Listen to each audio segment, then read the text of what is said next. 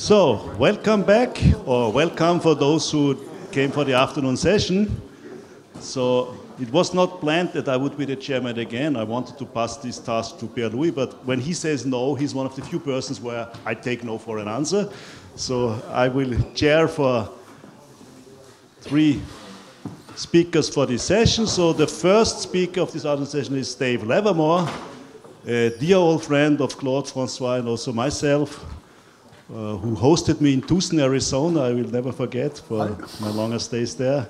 And so Dave will give a talk. So we had a lot of talks on Euler Navier-Stokes, so now you will learn how to go beyond Navier-Stokes. Thank you, Dave. All right, well, it's a great pleasure to be part of this celebration of everything Claude's meant to the entire community, and so let's begin. So where's my, here it is, okay, advance, no, there it goes. So we met, and I don't know if I saw you at a lecture earlier, but we didn't really meet, but we met here. There was a AMS-SIAM summer seminar called Nonlinear Systems of Partial Differential Equations. This had been organized by Basil Nikolenko, Daryl Holm, and Mac Hyman. And I think it was through Basil that you were invited. And in his usual generous self, he dragged along a whole bunch of remarkable group of young French mathematicians, some of whom are in the room. If you were there, raise your hand. 1, 2, 3, yeah, okay.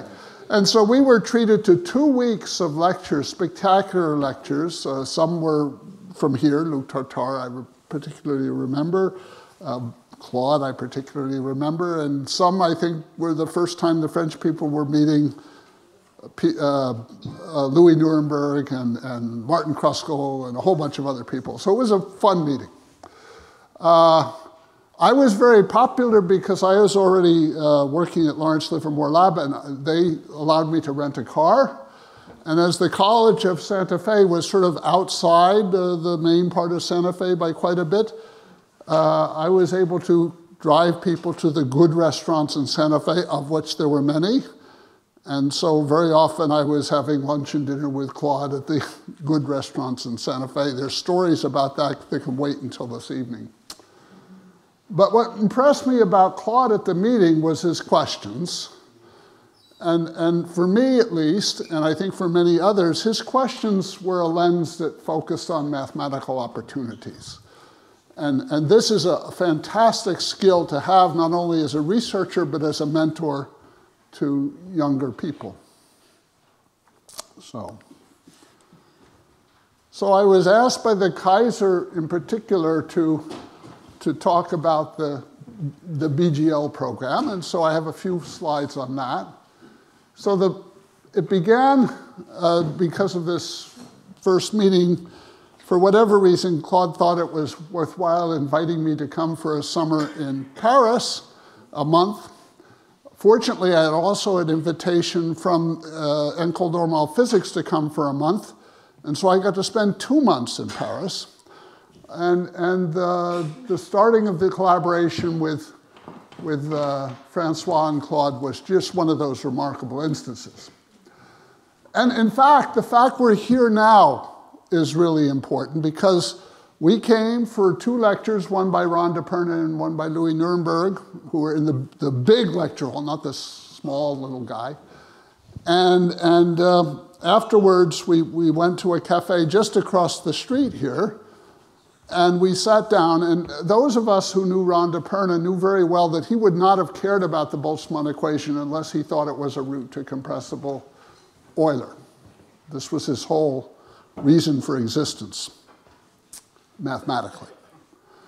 And yet we had all read the paper enough, the DePerna-Lyon's paper, enough to know that there was a formal obstruction to doing the compressible Euler limit. And so Ron must have been disappointed about that. But then Claude, in his usual fashion, asked the question if there was some other fluid dynamic limit that might be obtained. Now, I didn't think of it on the spot. I had been working in cellular automata, And we were doing simulations of incompressible Navier-Stokes. And so I knew what the scaling was. In fact, I'd kind of known it since graduate school. And so I showed it to them on napkins in the cafe.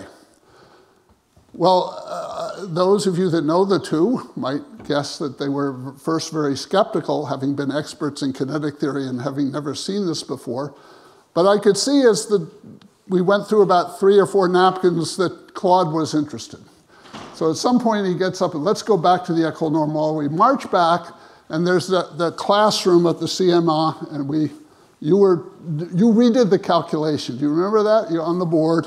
And more or less he reproduced it exactly. And then there was a point where there's a little trick in the calculation and I showed him the trick and that's all he needed. He had it. He went home happy. And the next morning, I got to go to the next morning. Choop. Come on. There, whoops, went too fast. Yeah, Claude showed us how to reformulate the Hilbert series expansion in terms of moments. And why that was interesting is for all the reasons you heard in Francois's talk, if you were here earlier today, we understood that in the average, by doing things in moments, you had a chance of working in weak solutions. And so it was pretty evident that the idea of going from de Pernet-Lyon's theory to Leray theory, or some version of it at least, was an opportunity to be investigated. However, there were many obstructions to this, evident right from day one. And Claude was really leading the way here, I would say. Those who know Francois know he was probably the most skeptical at this point, but that was good. The skepticism was necessary because we had to understand what the opportunities were realistically. So, for example, a very simple one is de Pernet-Lyon's is just a little better than an L1 theory, and Leray is L2. And how do you get from L1 to L2 estimates? And within a few days, we understood you don't, except in the limit. You can actually recover L2 in the limit, but not before. And there were little ahas like that, that after a while, we had some preliminary results. We knew the program wasn't complete. So the first is a crass note, and then this was our formal framework, and this was where we were giving the rigorous steps of what we had so far. So, whoops, went too far. Oh no. Yeah. Anyway, the point of that story was that it was Claude that provided the spark for that collaboration. And in a similar fashion, he has provided a spark to many programs that people have started, many in this room. And for this, we're happy to join this celebration. Happy birthday, Claude. And I think me personally, but I think many other people in the room would join in saying merci. Okay. So, under orders from the Kaiser, here it is. This first paper with rigorous steps all laid out left 5 important gaps. And we were very clear in the paper to say we were short of the program and that these were 5 opportunities. So first, we assumed local momentum conservation. This does not hold, at least formally, as one would expect in the de Pernet-Lyon setting. We used a discrete time setting because at the time we didn't know how to handle the time regularity of the acoustic waves. That would fall into place later. The heat equation wasn't even treated because the flux of the heat equation involved cubic moments, and we had no control of cubic moments, or so we thought. We really made some unnatural assumptions about the collision operator. If you look at that, it was just what was needed to make the arguments go through. There was little physical basis for them, and they excluded certain important cases. In fact, it was hard to verify it. They included any important cases, but they did. And finally, there was a weak compactness assumption that we made to treat nonlinear terms. And it took 20 years, but they were all overcome. So that it comes in steps. So the three of us produced a paper in which we went for the Stokes Fourier limit. So this is linearized equation, system of equations, and the acoustics in a very restrictive setting.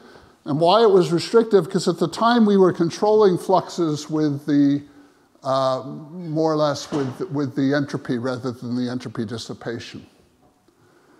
A very important step was due to Pierre-Louis and Nader Mahmoudi. It grew out of Nader's, if I'm correct, Nader's dissertation work, is that right? Or toward his habilitation, maybe.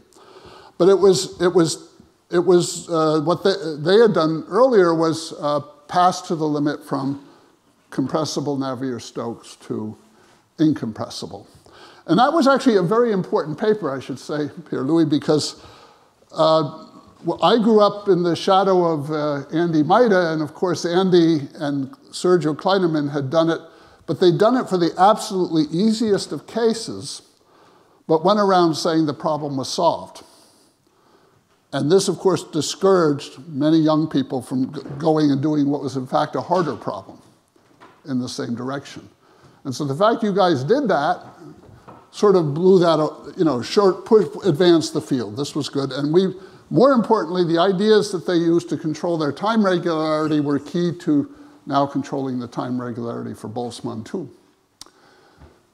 And Francois, by the way, these dates are the dates of the first publication. The actual aha moments happened usually 3 years before. And in particular, Francois was visiting me in Tucson about the time of the wedding, my wedding to Lucy over there. And we finally understood clearly how to use the entropy dissipation estimate to control the flux terms. And this was a big advance, because it really meant the heat equation was easy, everything was better. The acoustics were easy, so on and so forth. So everything had fallen into place except that last assumption. And here Laura enters the scene. And I met Laura as a student. Francois brought me down to her office, or we went somewhere, I forget. She's asking me all these questions, and it's like, wow, okay. Again, good questions. And she went ahead and treated the BGK model.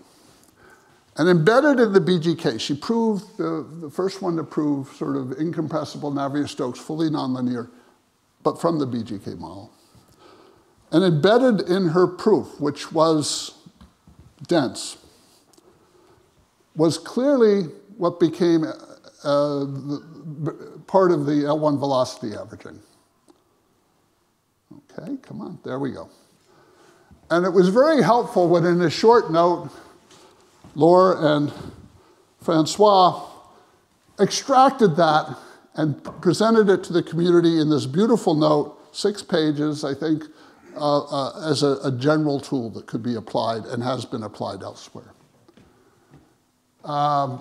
They went on to take the BGK ideas and apply it to at least 4 bounded collision kernels, which is a very restricted set. Bounded collision kernels, the Navier-Stokes limit. I should say Fourier too, I guess. You had Fourier in that? I forget. Anyway, and then they went on and did it for hard spheres, which is a slightly harder problem because it's hard spheres. And then Nader Mahmoudi and I, extended the class of collision kernels to include both soft and hard potentials. So I'll say a word about this. The key thing was, again, another idea of Laura that gets much less visibility. She had as clever a bootstrapped estimate as I've ever seen for getting information out of the dissipation estimate of the Boltzmann entropy. And she had a long name for it, which I think Nader and I used in the paper, but people should pay attention to that because that is a real tour de force, and we totally borrowed it from Laura. But the way it was in their earlier papers didn't apply to soft. So we needed two tricks. One was due kind of to Nader, and the other came from my former student, Wei Ran's son, who, well, I gave her the problem. But there was sort of this mythology among the Boltzmann world that you had to do hard potentials because you needed a spectral gap. And I always felt this was nonsense. Partly, the Bernoullions didn't need a spectral gap. And what Wei Ran did in her, as part of her dissertation actually, was show that the soft potentials had a kind, they didn't have a spectral gap, but they had a Fredholm alternative, and that's what you needed. Okay. So we're going along. At this point, we're pretty happy, at least with incompressible Navier-Stokes.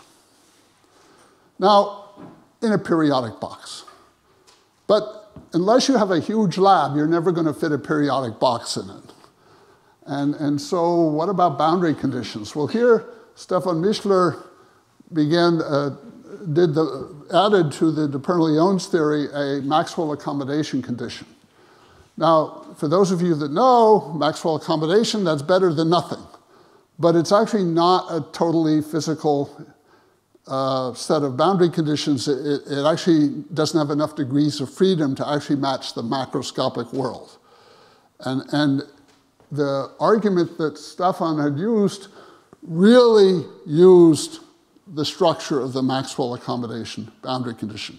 So this is a door that can be opened if someone's clever enough to figure out how to do more general boundary conditions within the de Bernoulli's framework or some other framework. All right. And then, but using that, Nader and Lohr rapidly did the Stokes-Fourier limit, so no nonlinearities there, it's linear. And they get no slip boundary conditions, because that's what things are to leading order. And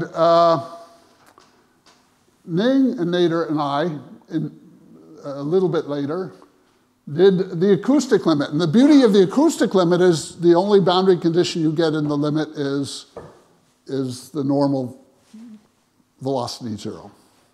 And all the tangential stuff goes away. And you can prove that rigorously in the limit. So it's very nice to see that come out without asymptotics. I mean, it's now, one of the problems with these is both of these are short from what is formally expected because we have to work hard to get rid of the conservation defects in de Bernoulli's. So if there's an improvement in the theory of the Boltzmann, presumably these could be made more optimal.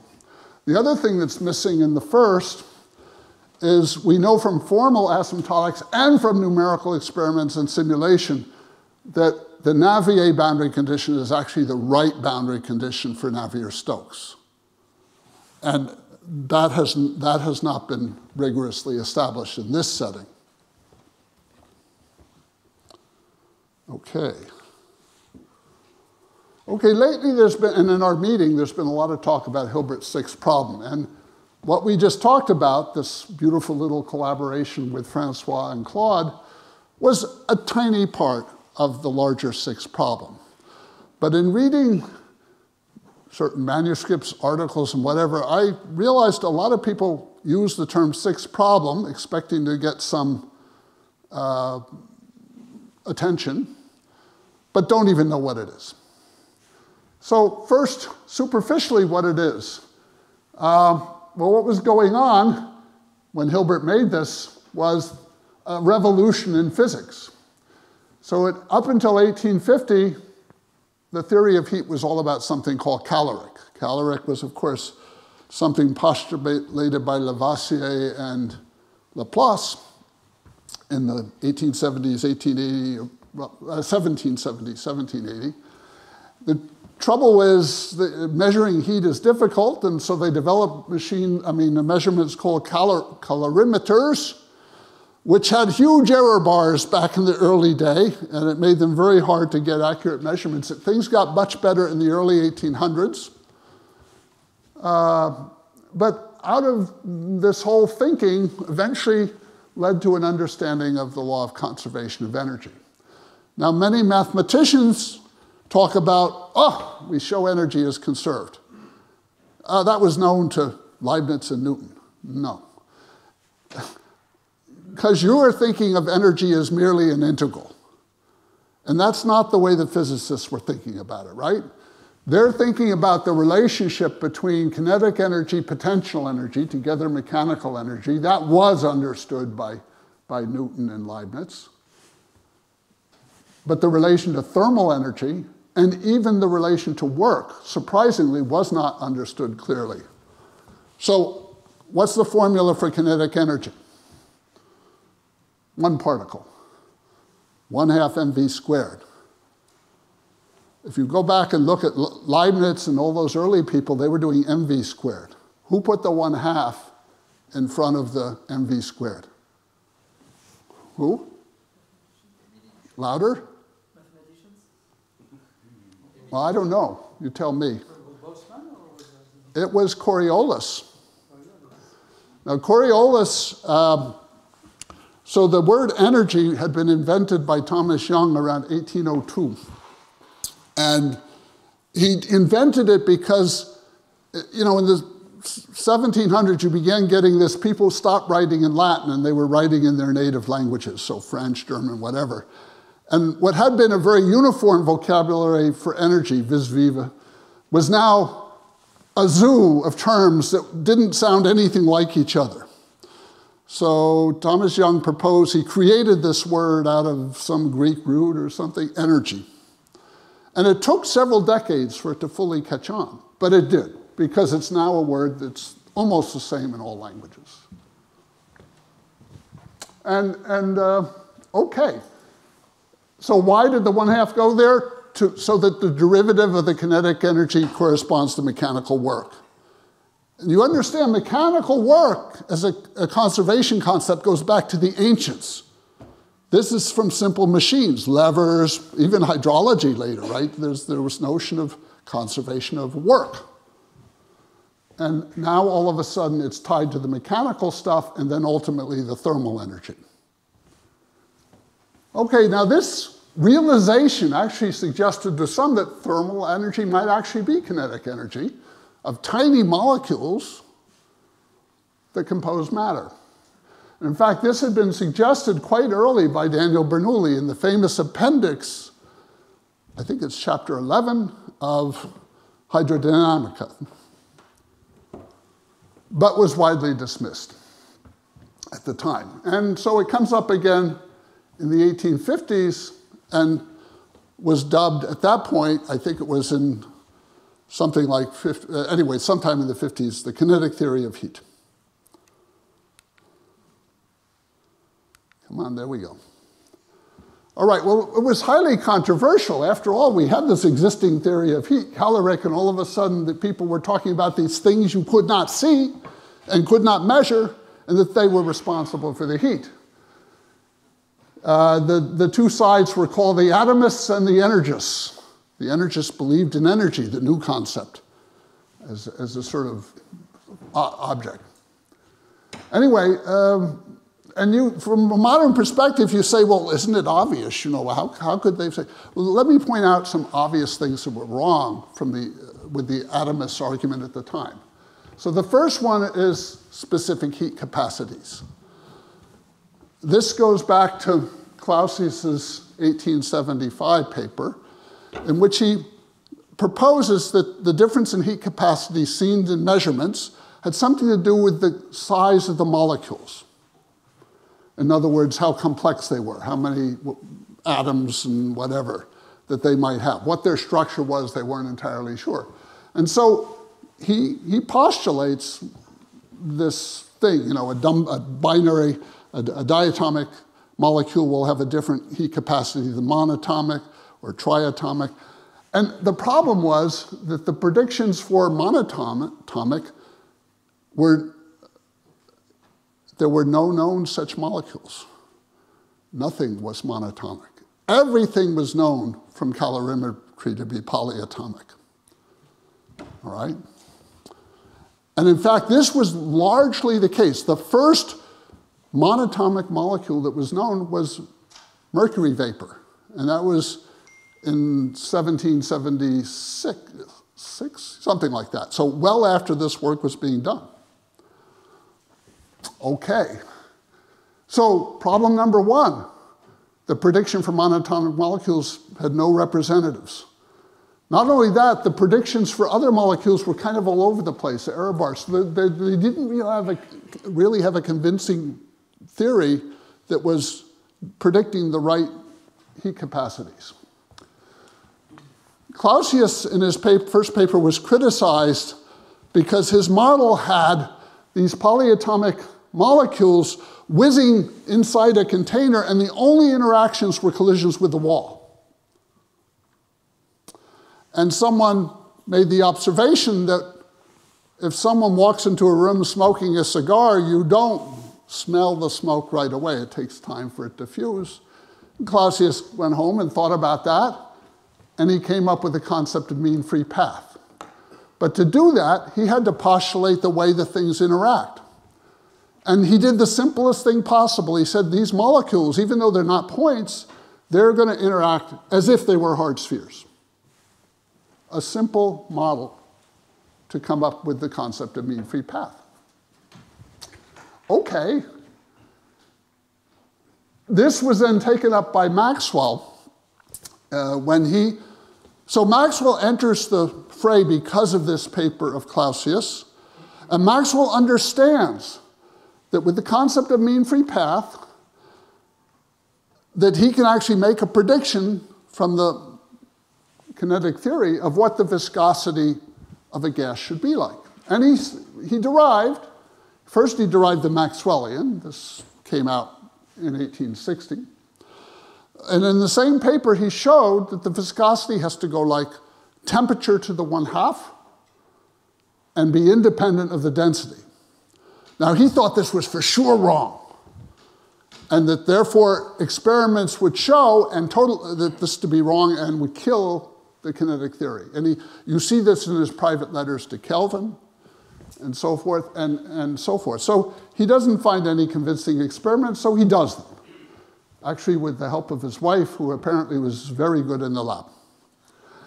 And much to Maxwell's surprise, the viscosity was independent of the density. But it wasn't temperature to the 1/2. It was closer in his eyes to first power of temperature. And that did two things in Maxwell's mind. Number one, he now believed Clausius in the kinetic theory. And number two, he knew that the hard sphere model for molecules was wrong. This was understood in 1865. And he derives the Boltzmann equation, but he writes it down in such a way that kills the singularities that you get from the far field interactions.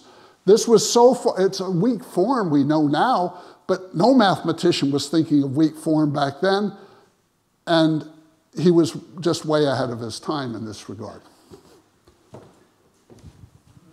Okay, Maxwell. And he had to do that because he knew things weren't hard spheres. And he was exploring 1/r to the power, inverse power law interactions, and he called them molecular potentials because these weren't point particles interacting, these were molecules interacting. And why did he do a central force? Because that was the thing he knew how to integrate. Did anyone here solve a 3 or 4 body problem recently? Line up for your Fields Medal if you have. All right. The next thing is something Claude loves, reversible to irreversible. People often say that Loschmidt was the first one to point that out. That's nonsense. Maxwell invents his demon, the famous Maxwell demon, exactly because he went from Boltzmann to Navier-Stokes, which breaks the microscopic reversible symmetry. And he invents the demon first in letters to Kelvin and his buddies. Kelvin's the one who names it the demon. And it appears in a popular magazine already in around 1870, so before Boltzmann even publishes. On this, at least. Okay. So Boltzmann did publish, of course, and what he added to it was very important, the H theorem. And the fact he wrote things not in the precise way of Maxwell, but in a somewhat looser way, was a great asset to him discovering the H theorem, which shows we have to be careful when we think about rigor or criticize non-rigor. By the way, I should add in that regard that there's many people who say that these old people didn't understand clearly the difference between atoms, molecules, and particles. And people who make that criticism didn't read these people carefully. They understood completely. They understood completely, but it was the nature of this approximation, two polyatomic molecules, and because we can only model the interaction as if they were central force, whatever, people therefore were confused that they really meant atoms here. No, they understood completely. They were modeling polyatomic molecules.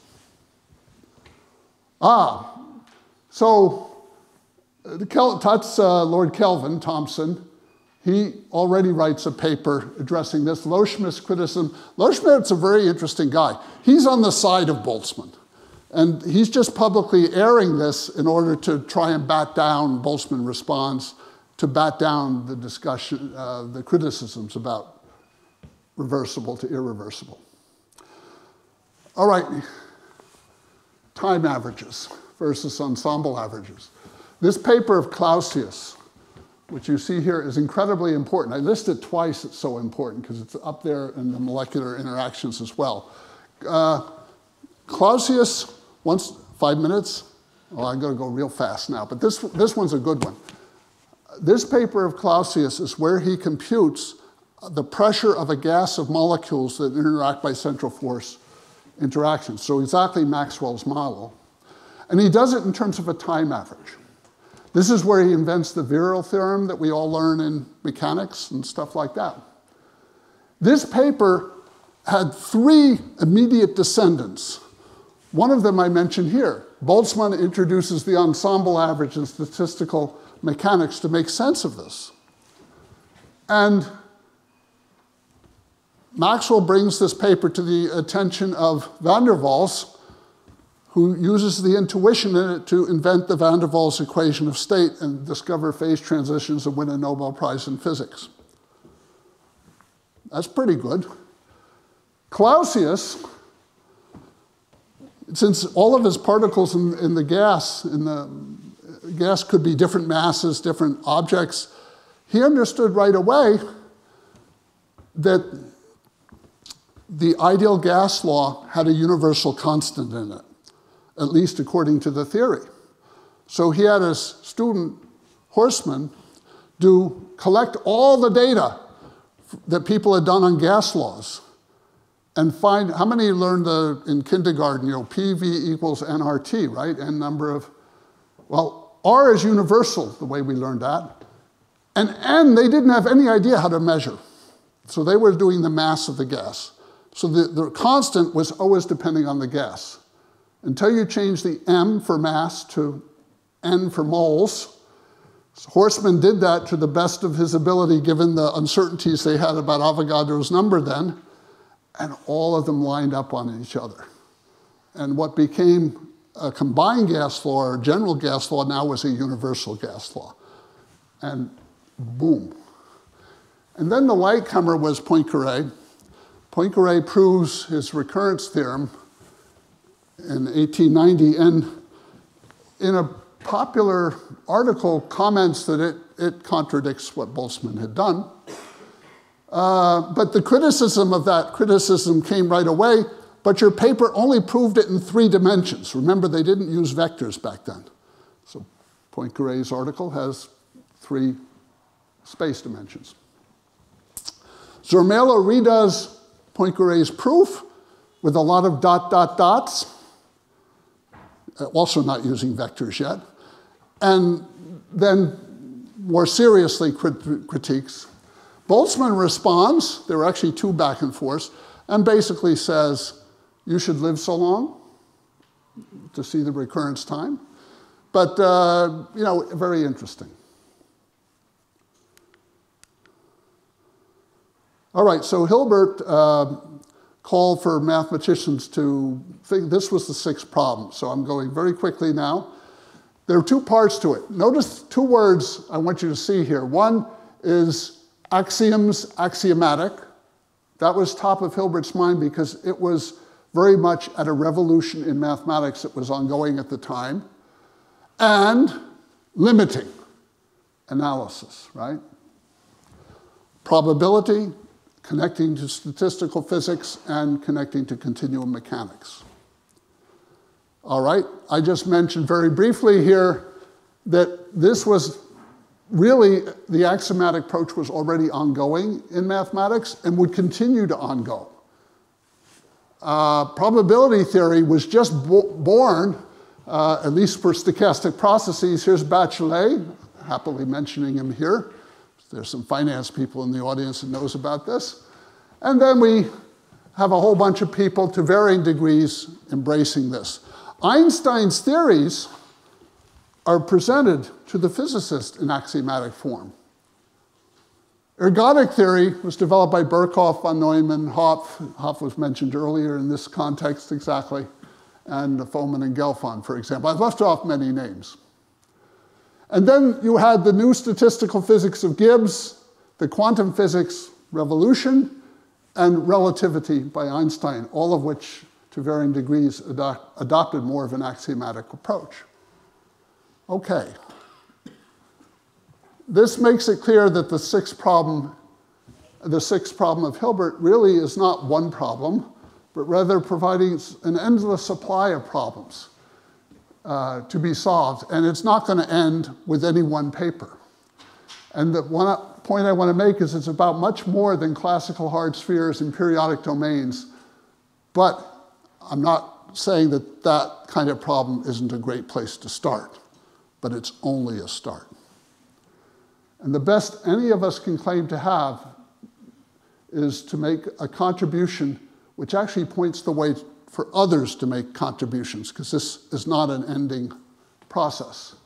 And by this measure, the opus of Claude has been remarkable when we see all of us he's influenced with his work on the sixth problem, related to the sixth problem.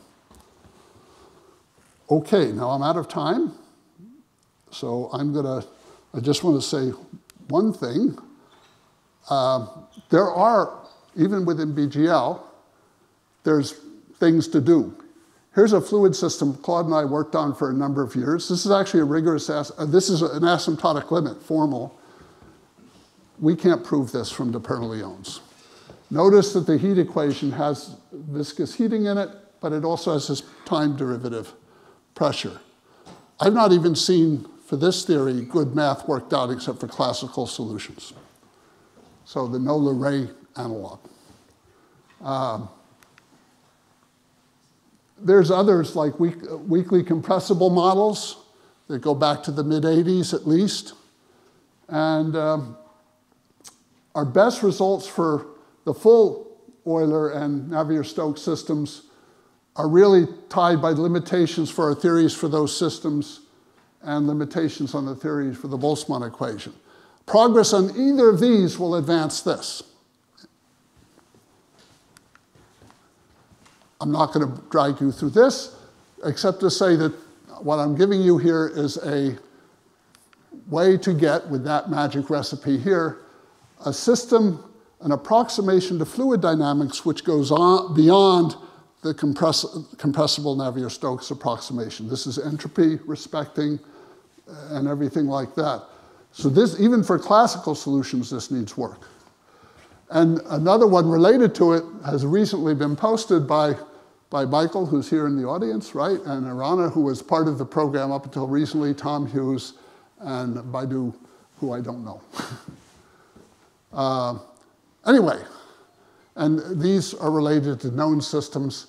Happy birthday, Claude, and thank you all for putting up with me running a little over.